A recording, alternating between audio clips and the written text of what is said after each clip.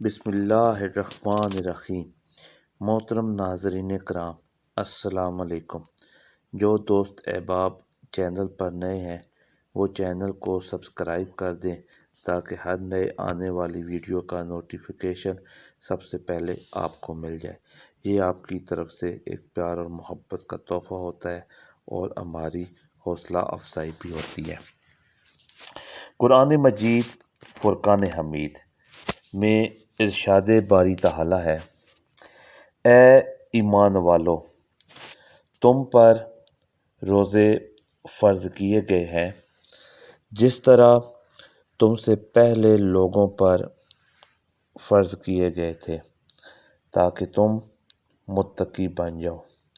خالق کائنات اللہ عز و جل نے روزوں کی فرضیت کا مقصد بتاتے ہوئے فرمایا، تا رمضان مبارک وہ مہینہ ہے کہ جس میں نفل نماز کا ثواب فرض کے برابر اور فرض کا ثواب 70 گنا تک بڑھا دیا جاتا ہے۔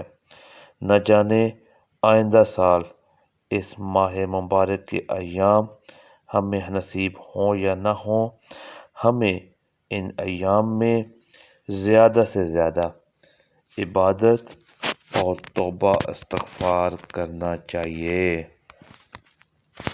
خوش قسمت ہیں وہ لوگ جو اس ماہ رمضان میں زیادہ سے زیادہ نیکیاں سمیٹ کر اللہ رب العزت کی رضا اور خوشنودی حاصل کرنے میں کامیاب و کامران ہو رہے ہیں کہ تم متقی بن جاؤ۔ رمضان مبارک کے عشرۂ مغفرت کا آغاز ہو چکا ہے جو کہ اپنے اندر پہلے سے زیادہ اجر و ثواب سمیٹے ہوئے ہے۔ حضرت موسیٰ کلیم اللہ رب العزت سے ہم کلام ہوتے، زمان و مکان اور راز و نیاز کی باتیں ہوتی۔ ایک دن حضرت موسیٰ علیہ السلام نے اپنے خالق سے سوال کیا کہ اس وقت کائنات میں واحد بندہ ہوں جسے آپ سے بات کرنے کا شرف حاصل ہے، بتائیے یہ اعزاز کسی اور کو بھی نصیب ہوگا؟ خالق کائنات نے ارشاد فرمایا، اے موسیٰ، اس دنیا میں ایک ایسی بھی امت آنے والی ہے جب میرے اور ان بندوں کے درمیان کوئی پردہ حائل نہیں ہوگا۔ حضرت موسیٰ علیہ السلام حیران ہوئے، یا باری تعالیٰ وہ کیسے؟ اللہ تعالیٰ نے فرمایا، یاد رکھ موسیٰ، تیرے اور میرے درمیان کلام اور ملاقات کی صورت بے شمار پردے حائل ہیں، جبکہ آمد محمد کے ساتھ یہ معاملہ ہرگز نہیں ہوگا۔ اس پر موسیٰ علیہ السلام کی حیرت میں مزید اضافہ ہو گیا۔ انہوں نے عرض کیا، کائنات کے مالک، بتائیے وہ کون خوش نصیب ہوں گے؟ اللہ تعالیٰ نے ارشاد فرمایا، وہ امت محمدی ہوگی۔ ان میں سے وہ لوگ جو ماہ رمضان کے ایام پا کر صرف اور صرف میری رضا اور خوشنودی کے لیے روزے رکھیں گے اور پھر وقت افطار نڈھال جسم، خشک زبان اور منہ کی مہک کے ساتھ جو دعا مانگیں گے میں قبول کروں گا، کیونکہ اس لمحے ان کے اور میرے درمیان کوئی فاصلہ نہ ہوگا۔ روزے دار کے متعلق اللہ تعالیٰ کا ارشاد ہے کہ روزہ خاص میرے لیے ہے اور میں ہی جس طرح چاہوں گا اس کا اجر و ثواب دوں گا۔ میرا بندہ میری رضا کے واسطے اپنی خواہش نفس اور اپنا کھانا پینا چھوڑ دیتا ہے، پس میں خود ہی اپنی مرضی کے مطابق اس کی اس قربانی اور نفس کشی کا صلہ دوں گا۔ روزہ دار کے لیے 2 مسرتیں ہیں، ایک افطار کے وقت اور دوسری اپنے مالک الملک کی بارگاہ میں حاضری اور شرف ملاقات کے وقت۔ اور روزہ دار کے منہ کی بو اللہ تعالیٰ کے نزدیک مشک کی خوشبو سے بھی بہتر ہے، یعنی انسانوں کے لیے مشک کی خوشبو جتنی اچھی اور جتنی پیاری ہے، اللہ تعالیٰ کے ہاں روزہ دار کے منہ کی بو اس سے بھی اچھی ہے۔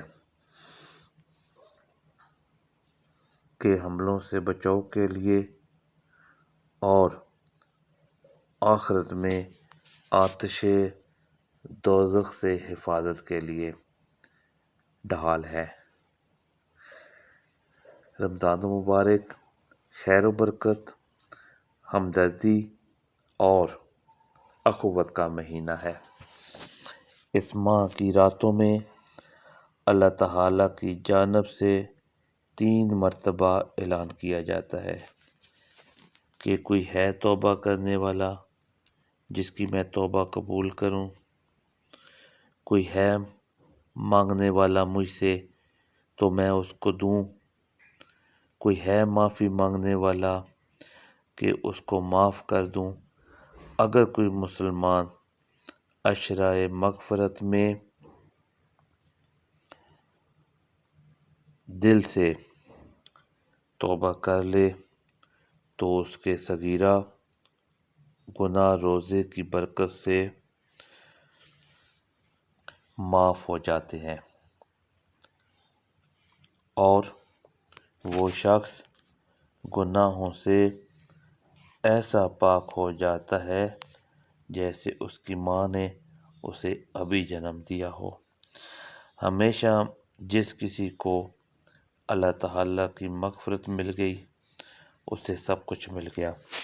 حق تعالی شانہ تو اپنے بندوں کو معاف کرنے کے بہانے ڈھونڈتے ہیں۔ جب کسی بندے سے کوئی گناہ سرزد ہو جائے تو اللہ تعالیٰ کی جانب سے اسے مہلت دی جاتی ہے کہ شاید اب بھی یہ معافی کی طرف رجوع کر لے۔ حدیث مبارکہ ہے کہ جب بندہ کوئی گناہ کرتا ہے تو آسمان اللہ تعالیٰ سے عرض کرتا ہے، اے اللہ تو مجھے اجازت دے کہ میں اس پر ٹوٹ پڑوں۔ زمین کہتی ہے، اے اللہ تو مجھے اجازت دے کہ میں اسے اپنے اندر دھنسا لوں۔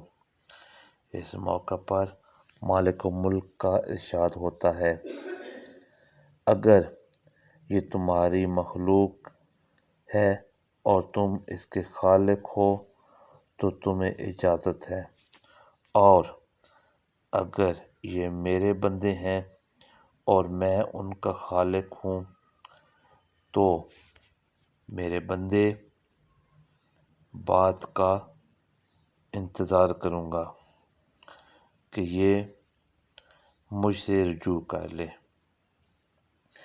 اور اپنے گناہوں کی معافی مانگ لے۔ حضرت عبداللہ بن عمرو رضی اللہ تعالیٰ عنہ روایت کرتے ہیں کہ نبی کریم صلی اللہ علیہ وآلہ وسلم نے ارشاد فرمایا، روزے اور قرآن دونوں بندے کے لیے شفاعت سفارش کریں گے۔ روزے عرض کریں گے، اے پروردگار، میں نے اس بندے کو کھانے پینے اور نفس کی خواہش پورا کرنے سے روکے رکھا تھا، آج میری سفارش اس کے حق میں قبول فرما۔ بندے کو رات کو سونے اور آرام کرنے سے روکے رکھا تھا، آج اس کے حق میں میری سفارش قبول فرما۔ چنانچہ روزہ اور قرآن دونوں کی سفارش بندے کے حق میں قبول فرمائی جائے گی۔ حضرت ابو ہریرہ رضی اللہ تعالیٰ عنہ سے روایت ہے کہ حضرت صلی اللہ علیہ وآلہ وسلم نے ارشاد فرمایا، 3 آدمیوں کی دعا رد نہیں ہوتی، ایک روزہ دار کی افطار کے وقت، دوسرے عادل بادشاہ کی، اور تیسری مظلوم کی۔ اللہ سے روایت ہے کہ سرکار دو عالم صلی اللہ تعالی علیہ وآلہ وسلم کا فرمان عظیم ہے کہ جنت میں ایک خاص دروازہ ہے جس کو باب الریان کہا جاتا ہے۔ اس دروازے سے قیامت کے دن صرف روزہ داروں کا داخلہ ہوگا، ان کے سوا کوئی اس دروازے سے داخل نہیں ہو سکے گا۔ اس دن پکارا جائے گا کہ کدھر ہیں وہ بندے جو اللہ کے لیے روزہ رکھا کرتے تھے اور بھوک پیاس کی تکلیف اٹھایا کرتے تھے؟ وہ اس پکار پر چل پڑیں گے، جنت میں پہنچ جائیں گے تو یہ دروازہ بند کر دیا جائے گا، پھر کسی کا اس سے داخلہ نہیں ہو سکے گا۔ ریان کے لغوی معنی ہے پورا سیراب۔ یہ بھرپور سیرابی تو اس روزہ دار کی صفت ہے جس سے روزہ داروں کا داخلہ ہوگا۔ آگے جنت میں پہنچ کر جو کچھ اللہ تعالیٰ کے انعامات ان پر ہوں گے، ان کا علم تو صرف اللہ تعالیٰ ہی کو ہے۔ اس مبارک ماہ کی ان تمام فضیلتوں کو دیکھتے ہوئے مسلمانوں کو اس مہینے میں عبادت کا